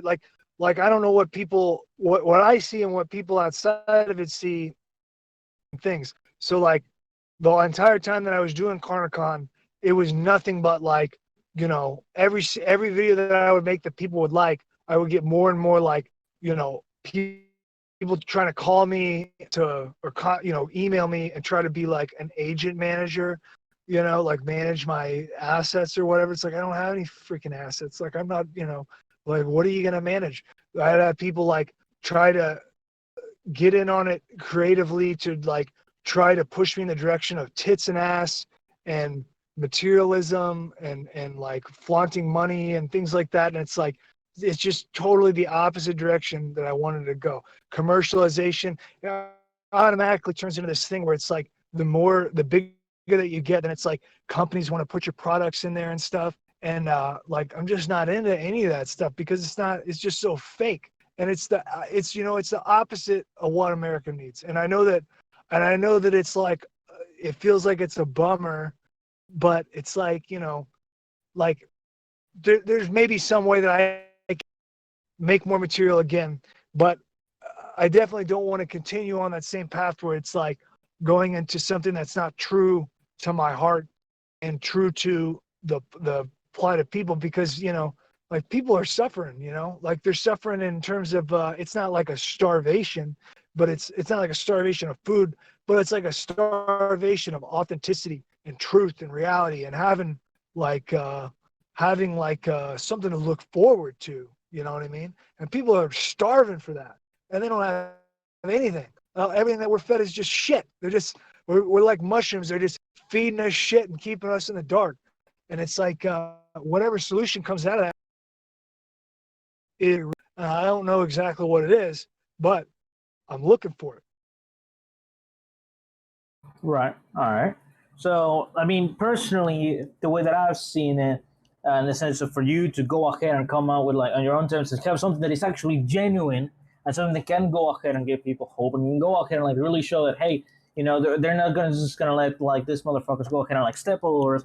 We're gonna at least put up some sort of resistance. And I saw, for example, with the video that you did with the Yankee Bogle. So the Yankee Bogle, more than like a funny video, it's a political statement.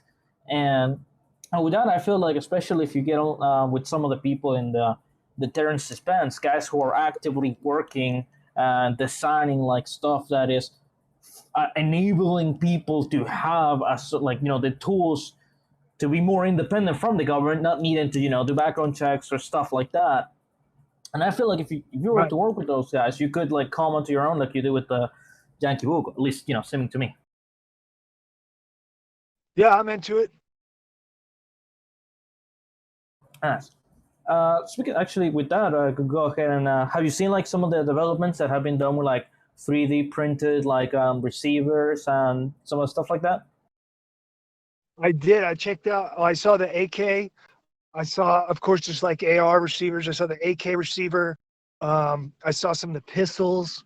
I mean, I saw some stuff going on. Yeah, it looked pretty cool. Yeah, it's great. Especially for example, because like you were saying like way earlier before, it's you already have people with paperless machine guns and all that. You even see this in Europe. Like some people in America seem to think that like Europeans should sort of like let themselves step over, but I can tell there's a lot of people who conceal carry without having the king allow them to, and especially with stuff like DWATs, like deactivated firearms and stuff like that. And so a lot of the work that they're doing is not so much that because you got a lot of people saying, oh well, you could have already done it, so they're not doing anything. But the important thing and what really stands out is that they're allowing the common man that with just a 3D printer, like you said, like with just a Yankee Bogle, just a 3D printer, 7 minutes, you got yourself a spicy boy, and then you go ahead and you can get a Glock, a receiver, you can get all these parts, and they even made the stuff that is made specifically tailored to like places that is really restrictive in guns. For example, the FUC Gun Control 9, it's a soft gun that you can make anywhere in the world, really. Yeah, that's awesome. I'm way into now. Yeah. I have an idea. I wanted to make a micro, like a GE micro gun, like the 5.56 minigun, but use one. And I need to do this. I just don't have any freaking time. But essentially, this is the concept. Maybe you guys can work on it. Maybe defense can work on it, or dispense. Sorry, I'm a butcher. So the basically you get a bunch of AR barrels, right? They're already indexed off of their pin. So they're totally cheap and ubiquitous right now. Like you can buy unlined AR-15 barrels retail off, online for like, I've seen them for like $45 in some cases. So you get like 3-4 barrels and basically like a 3D printed housing that's like 2-tier. You have the central core, which is like what turns, and you have the outer core, which is like the containment vessel of it. This is like the GE mini, and basically like you would 3D print them as stacks. So it's like if you would turn the housing up so that it's like a Coke can, and then turn it into slices, right? Where it's like sliced apart so that a 3D printer can actually handle it. And then you print off each layer, and then you just run like some long ass screws or bolts through it. And then you just use AR-15 bolt carriers, and all the pressure in the AR-15 is isolated between the bolt head and the barrel extension, which is on the barrel. That's like where all your pressure comes from. So that's why the AR-15 can get away with having an aluminum receiver, And so instead of having like you basically rotate the internal core, and that runs you probably use like M27 NATO links, but maybe you can copy the M27 NATO links with 3D printing, and then you snap together your rounds with 3D printed links, and then you just put on like a 12 volt or a 24 volt DC motor on the back of this thing, and you just turn the turret, and basically as the turret turns, it guides the AR-15 bolts forward and backwards, and they automatically unlock by the cam, and then of course you have like your hammer function, whatever that would end up looking like.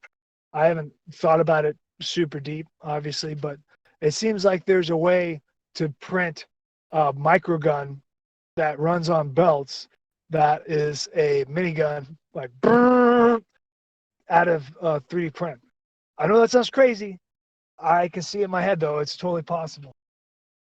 I mean, a lot of people are saying that some other stuff was crazy. A lot of people, you even got people nowadays saying, you still have people nowadays that are talking about Glocks as if they were like Tupperware that is going to break. Like, I think there's a lot of potential in this. Let's see.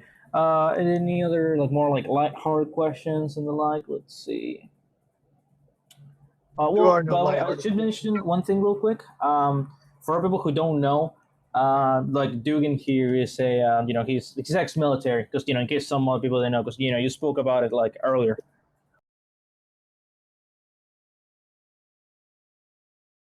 Anything you would like to talk about, Dugan? Well, I don't know. What do you want to talk? Well, I'm happy for we did get a spring. question. Oh, yes, sorry. I was saying we did get a question about the coronavirus. I saying like, have you gone ahead and like prepare yourself against the coronavirus? Do you think it's overblown? Do you think that like, or the other way around, the governments are sort of trying to like keep people from panicking but this is a big deal. Have you done anything yourself? What do you think? I think okay. So this is what I think about the coronavirus. I think number one. Okay, let me organize this for a sec. So number one, their coronavirus is already out. There's a lot of speculation that it's engineered. I think that's probably accurate. It doesn't matter. It's out. I believe that the coronavirus is one of a series that will be coming around, if not even the coronavirus itself, like mutating as it travels around the world and goes through iterations and becoming more powerful, similar to the World War One flu that killed like millions of people. That's a total possibility. But I think that there's probably some other ones that are going to come out as well. Just a hunch. The in terms of like it's really difficult to say how to protect yourself from it, especially if you're like in a municipality with exposure to people all the time. It's really hard to say. I would say honestly, my thing would be like I think that you should weightlift, and what I mean by weightlift is like squat, like classical squat, and then or your like your respiration to because people that are super fit tend to and when I say super fit, I don't mean like a bodybuilder. I mean like just strength, just like training for strength, just like the performance strength of doing the lift, getting your like getting your working in like the range and then runs.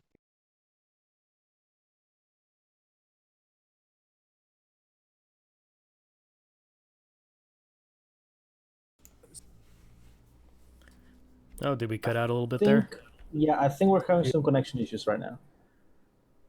Just some minor technical difficulties. It happens. Damn See if we can- surplus Soviet servers. Yeah. Oh god, they got Dugan.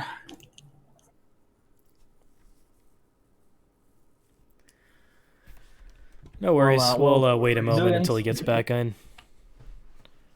Yep. Well, Dugan, as his connection comes back, if anyone has any more questions, just please write them down on the chat, and so we can read them later. Ideally, try to keep it, like more shorter questions, so that more people can, get their fair share. Right. We are nearing the end of the stream. We're probably going to cap it at about 2 hours. Makes the most sense. Probably will Am be I an in? edited version. There you go. Yep, we're back. Oh, there we go. Yeah. In the matrix.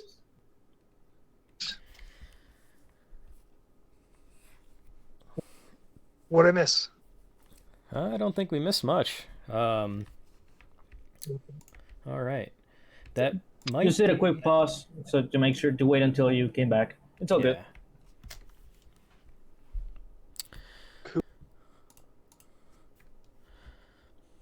Yeah, if I that's, think there was one real quick question that it was. Did you get any flack for the Yankee Bogle? Like anything at all?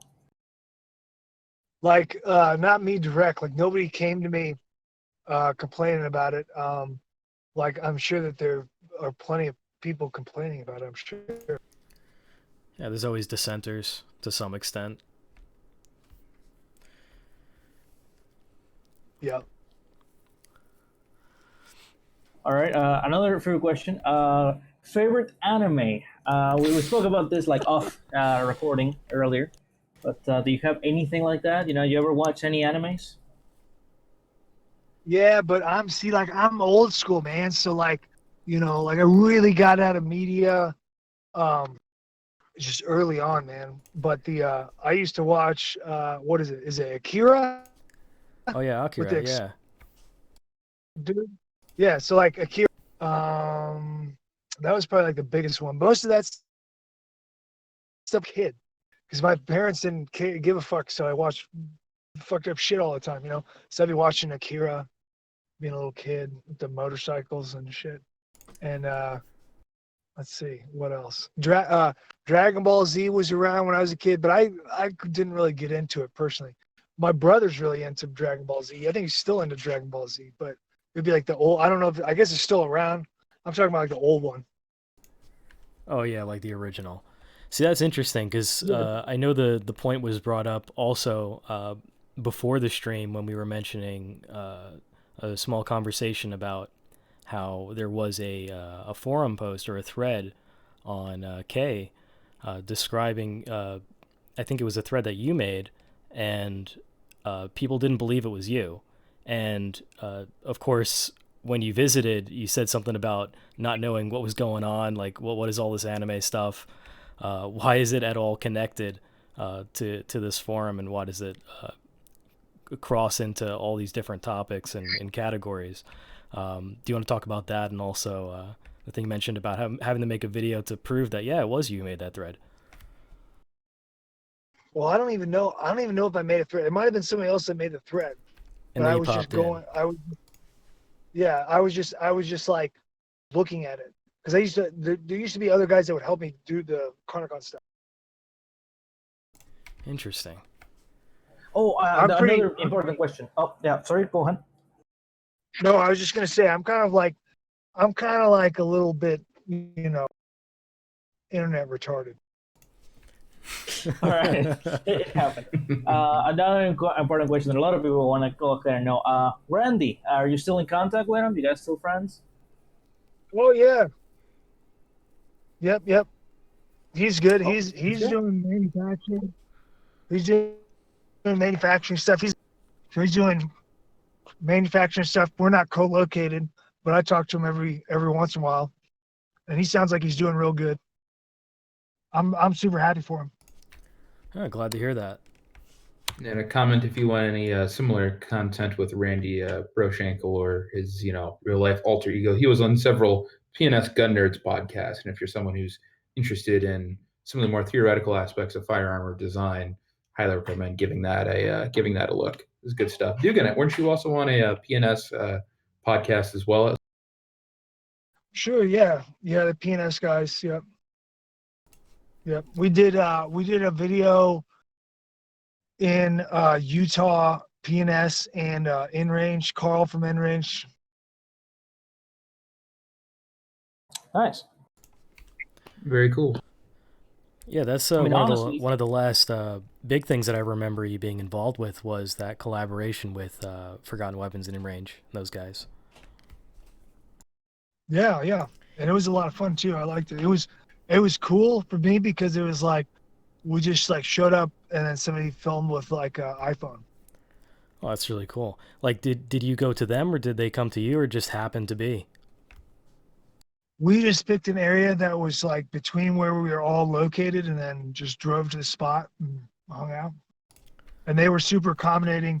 They let me go the short distance. They drove the long distance and they let me just drive like a half hour. Oh, that's awesome. Very cool. Yeah, I guess I have to ask it since everyone in the chat is asking about it, and feel free to answer if you'd like.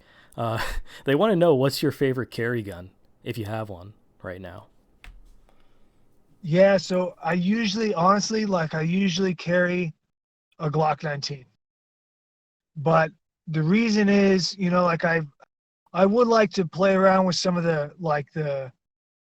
I really like I think the ideal would be like the 43X with the 15 rounder in it.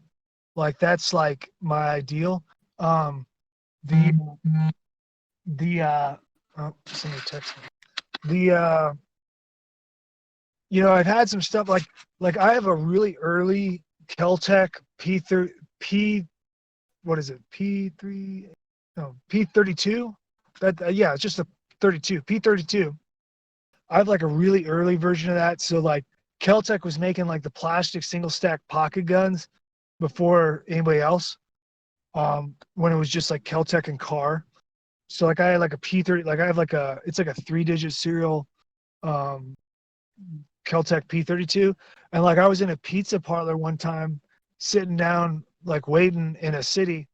And this dude comes in with like, he had like his hood up, like he was covering his face. And he knew somebody that was that worked at the pizza parlor behind the counter. But he came in like acting like he was going to like rob the place, right? Like as a joke, like he's like joking with his buddy. But I don't know that. So like I'm sitting there and I'm like, oh man. And he's like between me and the door.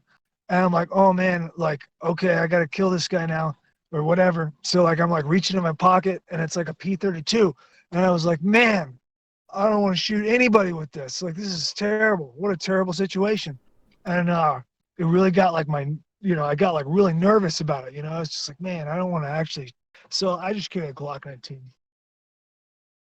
Yeah, that's totally understandable. I kind of imagine that moment. It's like, oh, you wouldn't want that ending up in an evidence locker and just having to deal with all that. Well, I'm glad it didn't happen. Oh yeah.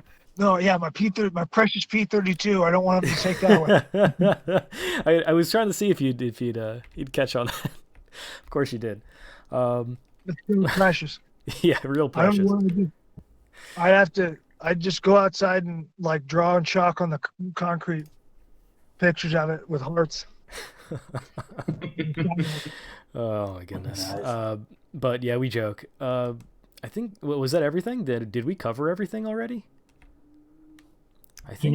We might actually have covered everything. This was a great Holy podcast. cow! Yeah, we 2 are hours. we are ending about 2 hours, so that's perfect.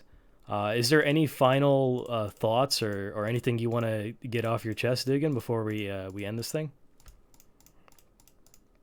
Anything at all? Shit. I know you're put on the spot yet again. I don't know. I mean, you can feel it. You can feel it. It's coming. Oh, I got one final question. All right. Okay, I promised I would have to ask this question. Dugan, I gotta know. Do you prefer anime titties or do you prefer anime ass?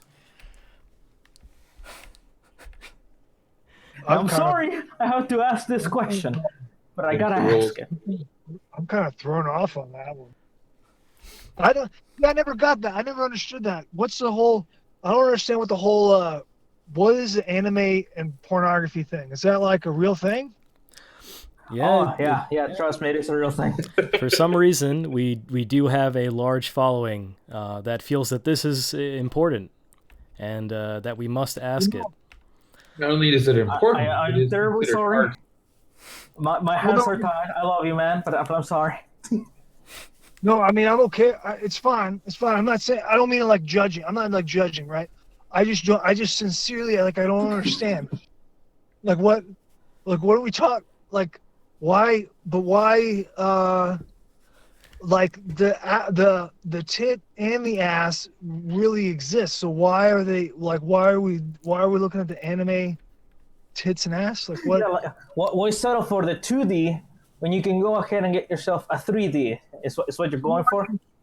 But it's not. You're not even getting them. You're just looking at them on the anime. So like you can just look at them in real life, though, right? That is true. That is true. So why? With absolute Chad logic. No. I mean, you know what I'm saying. You don't have to get anything because you're just looking at them, right? Like, so why look at the anime ones when you can look at the real ones? Like, what am I missing? Oh man, this is great. This answer is fucking great. Oh. Oh man, yeah, the chat is in an uproar. I was expecting it, but the chat is in an uproar. It makes sense, but that's an answer. It's not a judgment. It's not a judgment. Like I genuinely like it's like I feel like I'm in the the Dune movie or something, and there's something really important that I'm supposed to see, and I'm like, I'm like, where is it? Where is it? What are we looking at, guys? You're entering. You're not a foreigner. Goes into like a different culture, different nation, and you're trying to learn their customs. And you're like, why the fuck are you like? If like you go to Asia and then you look at them and it's like, why the fuck are you eating with a couple sticks? It's just basically what's going on here. Except for it's a picture of sticks. That's just just a drawing of the sticks. And I'm like, well, the sticks, like, why don't you just get what? There's the sticks right over there. You can just grab those, right? Or look at them. You just look at them. This is great. Yeah, we all know that Dugan has a superior taste in anime thighs, not ass or tits. So that's oh my god, that's a given.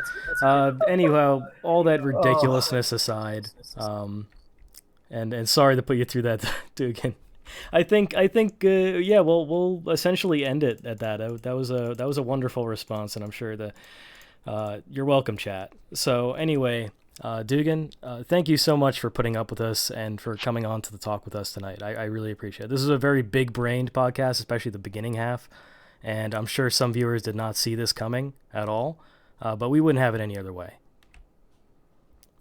I love this. Was great.